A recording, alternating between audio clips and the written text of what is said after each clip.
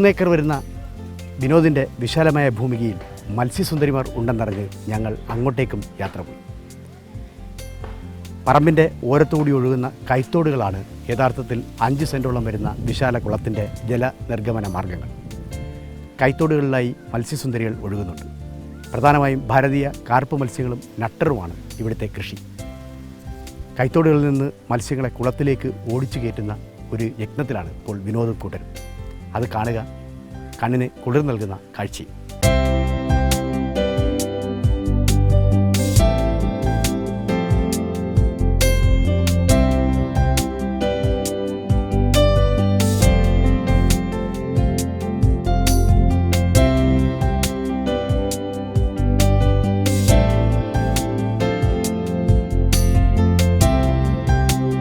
അടിത്തട്ടിൽ താഴെ വലകൾ വിരിച്ച് മീനുകളെ കൂട്ടിക്കൊണ്ടുവരുന്ന ഒരു പ്രക്രിയയാണ് ഇപ്പോൾ അരങ്ങേറുന്നത്. ഏതാണ്ട് വിനോദ് ഉൾപ്പെടെ ഏതാണ്ട് 6ഓളം ആളുകളാണ് ഇതിൽ പങ്കാളികളായിരിക്കുന്നത്. വല താഴെ അടിത്തട്ടിൽ കൂട്ടിപ്പിടിച്ച് മീനുകളെ നീക്കിക്കൊണ്ടുവന്ന് ഒരു കരയ്ക്ക് അടുപ്പിക്കുക എന്നുള്ളൊരു തന്ത്രമാണ് ഇവിടെ ആവർത്തിക്കുന്നത്. 2 തരത്തിലുള്ള സമീപനം സ്വീകരിക്കാൻ കഴിയുന്ന രീതിയിലാണ് കുളത്തിൻ്റെയും തോടുകളുടെ ഒരു വിന്യാസം. അതായത് കുളത്തിൽ നിന്ന് തോടുകളിലേക്കും തോടുകളിൽ നിന്ന് കുളത്തിലേക്കും മത്സ്യങ്ങൾ സദാ ഒഴുകിക്കൊണ്ടിരിക്കും. ഇവിടെ ഇപ്പോൾ തോട്ടിൽ വസിക്കുന്ന മത്സ്യങ്ങളെ അടിത്തട്ട് വല കൂട്ടിപ്പിടിച്ച് നേരെ കുളത്തിൻ്റെ ഒരു ഓരത്തെ കഴിപ്പിക്കുകയാണ്. എന്നിട്ട് കുളത്തിലുള്ള മത്സ്യങ്ങളെ നേരെ തോട്ടിലേക്കും പായിച്ച് കയറ്റുന്നതോടെ വലയിൽ മത്സ്യങ്ങളുടെ ഒരു വലിയ ശേഖരം കുടുങ്ങും എന്നുള്ളൊരു പ്രതീക്ഷയിലാണ് ഈ 6ഓളം പേർ ഇപ്പോൾ ഈ പകൽ സമയത്ത് ഇവിടെ അധ്വാനിക്കുന്നത്.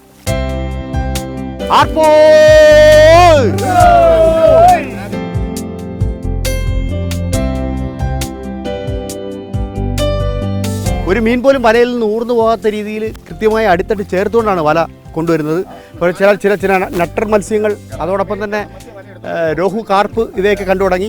അതേ മത്സ്യങ്ങളെ ഇപ്പോൾ ഒരു കൈത്തോടിൻ്റെ ഒരു എൽ ഷേപ്പുള്ള ഒരു ഭാഗത്ത് എത്തിച്ചു കഴിഞ്ഞു. ഇനിയിപ്പോൾ ഈ കൈത്തോട് ചെന്ന് ചേരുന്നത് ഒരു വിശാലമായ ഒരു കുളത്തിലേക്കാണ്. അപ്പോൾ കുളത്തിൽ നിന്നുള്ള മത്സ്യങ്ങളെ കൂടി ഈ എൽ ഷേപ്പിൻ്റെ അതിൻ്റെ കോൺ ഭാഗത്തേക്ക് ഓടിച്ച് കയറ്റിക്കൊണ്ട് വരുമ്പോൾ ഈ വലയിലേക്ക് ഒരു വലിയ ശേഖരം കയറും എന്നാണ് നമ്മൾ പ്രതീക്ഷിക്കുന്നത്. അതിനുള്ള തയ്യാറെടുപ്പിലാണ്.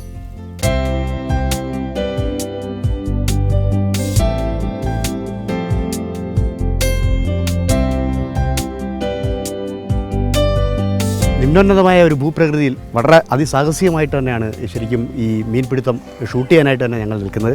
കാരണം എവിടെയാണ് ചതിക്കുഴികൾ ഒളിഞ്ഞിരിക്കുന്നതെന്ന് ഈ പറമ്പിൽ നമുക്ക് അറിയാൻ കഴിയുന്നില്ല. അപ്പോൾ അതുപോലെ തന്നെ വളരെ രസകരമായ അതോടൊപ്പം കൗതുകമുള്ളതുമായ ഒരു അഭ്യാസത്തിലാണ് ഇപ്പോൾ നമ്മൾ മുതിരുന്നത്. അതായത് 5 സെൻറ്റോളം വരുന്ന വിശാലമായ ഒരു കുളത്തിൽ നിന്ന് മത്സ്യങ്ങളെ കൈത്തോട്ടിലേക്ക് ഓടിച്ചു കയറ്റുന്ന ഒരു പ്രക്രിയയാണ് കുറച്ചാളുകൾ ചെയ്തുകൊണ്ടിരിക്കുന്നത്. അതിൻ്റെ ആളും ആരവവും നമുക്ക് അവിടെ കേൾക്കുകയും കാണുകയും ചെയ്യാം.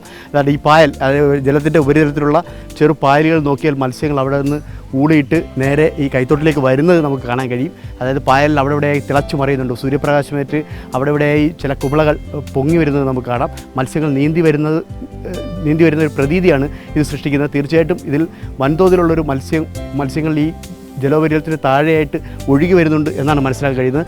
യഥാർത്ഥത്തിൽ അവർ രക്ഷ നേടാനുള്ള പ്രാണൻ രക്ഷിക്കുവാനുള്ള ഒരു ഉപാധി എന്ന നിലയിലാണ് അവർ തീർച്ചയായും ഇതിലൂടെ നീന്തുന്നത്. പക്ഷേ അവർ വന്നു ചേരുന്നത് വലിയൊരു കുരുക്കിലേക്കും വലിയൊരു വലയിലേക്കും നേരത്തെ ഒരുക്കി വച്ചിരിക്കുന്ന ഒരു കെണിയിലേക്കുമാണ് എന്നവർ അറിയുന്നില്ല എന്നുള്ളതാണ് ഇതിൽ ഏറ്റവും കൗതുകകരമായ മറ്റൊരു വസ്തുത. അത് മത്സ്യങ്ങൾ വരുന്നത് നമുക്കിപ്പോൾ കാണാം. അതായത് പായലുകൾ നീക്കി ഇടയ്ക്കിടയ്ക്ക് ജലോപരിതലത്തിൽ വന്ന് പ്രാണവായു ശ്വസിച്ചുകൊണ്ടാണ് അവയുടെ ഒരു വരവ്.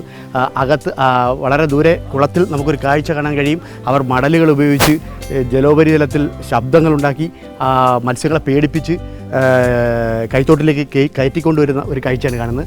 മത്സ്യങ്ങൾ അവിടെ കുതിക്കുന്നുണ്ട്. ചില മീൻ പെലപ്പ് നമുക്കിവിടെ നിന്ന് തന്നെ ദൃശ്യമാകുന്ന രീതിയിലാണ് കാര്യങ്ങൾ. ഒരു മലേഷ്യൻ വാളെ കയ്യിൽ കിട്ടിക്കഴിഞ്ഞു. കേരളത്തിൽ മാലിന്യ നിർമ്മാർജ്ജനത്തിനും മറ്റും ഫിഷറീസ് വകുപ്പ് ധാരാളമായി ഉപയോഗിക്കുന്ന പ്രചാരത്തിൽ കൊണ്ടുവന്നിരിക്കുന്ന മലേഷ്യൻ വാളയാണ്. ഏതാണ്ട് 6 മാസം കൊണ്ട് തന്നെ 1.5 കിലോയോളം തൂക്കം വരുന്ന രീതിയിലുള്ള വാള ഇതാ ഉയർത്തിക്കൊണ്ടുവരികയാണ്. അതായത് മുമ്പോട്ട് സഞ്ചരിക്കാൻ കഴിയാത്ത രീതിയിലുള്ള വലിയൊരു മീൻ പെരുക്കം ഇവിടെ അനുഭവപ്പെടുന്നുണ്ട്. ഓയ് ഓയ് കേരളത്തിലെ ധാരാളം മത്സ്യപ്രേമികൾക്ക് ഒരു ഹരമായിരിക്കുന്ന മത്സ്യമാണ്. ഏതാണ്ട് 6 മാസം കൊണ്ട് തന്നെ ഏതാണ്ട് 1.5 കിലോയോളം തൂക്കം വരുന്ന മലേഷ്യൻ വാള മാലിന്യ നിർമ്മാർജ്ജനത്തിനും മറ്റും ഉപകരിക്കുന്ന ഒരു മത്സ്യം കൂടിയാണെന്നാണ് ഫിഷറീസ് വകുപ്പിൻ്റെ ഒരു വിലയിരുത്തൽ. ഏതാണ്ട് ഒരു പുറത്തുള്ള ഒരു ശ്വസന അവയവം കൂടി ഈ മലേഷ്യൻ വാളയ്ക്കുണ്ട്. അതുകൊണ്ട് തന്നെ ജലത്തിലെ ഓക്സിജൻ ഇതിനധികം പ്രാധാന്യമില്ല. പുറത്തു വന്നാലും കുറേ നേരം കൂടി ജീവൻ പോകാതെ നിൽക്കുമെന്നുള്ളതാണ് ഈ മത്സ്യത്തിൻ്റെ മറ്റൊരു പ്രധാനപ്പെട്ട മേന്മ.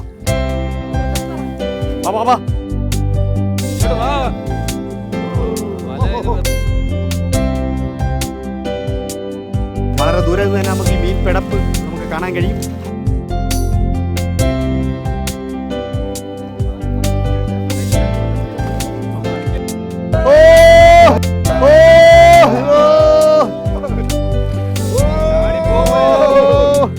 അടുത്ത തോളയിട്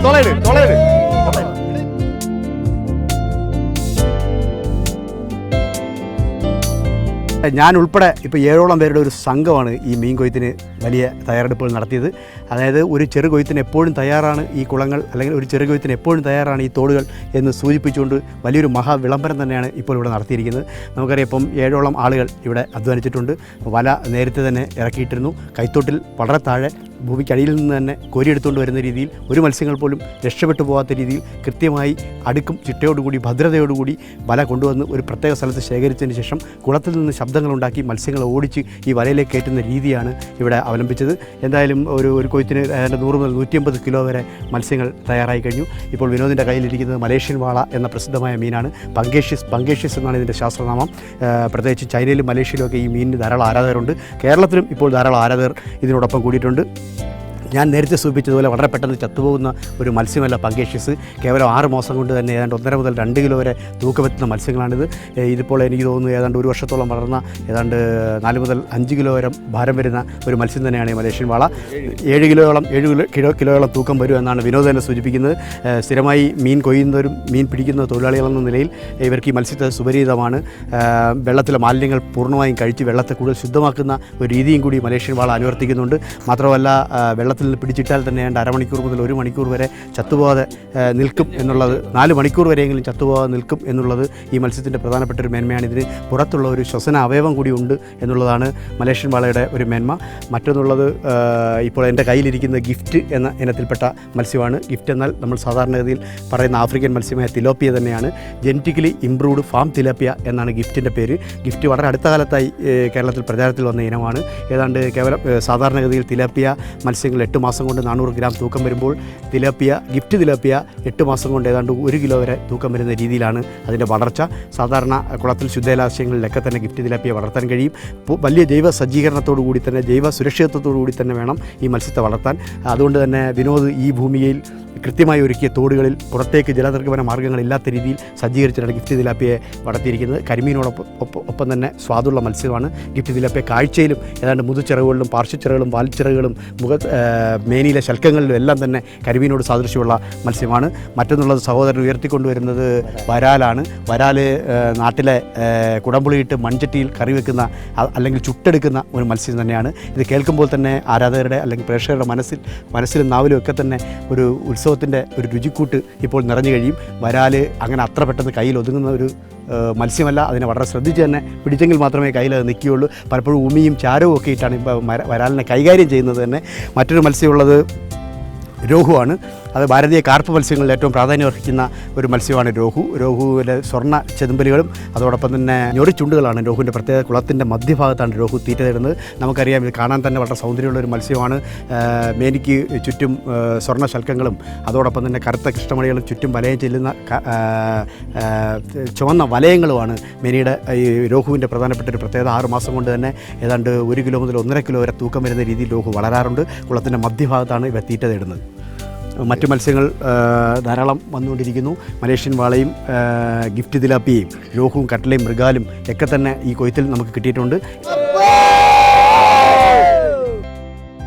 മണ്ണ് പരിശോധന, കൃഷിവകുപ്പിന്റെ എല്ലാ ജില്ലകളിലും പ്രവർത്തിക്കുന്ന മണ്ണ് പരിശോധനാശാലകളിൽ ഓരോ വിളകൾക്കും ശാസ്ത്രീയ കൃഷിക്കും വേണ്ടി മണ്ണ് പരിശോധിച്ച് ശുപാർശ നൽകി വരുന്നു.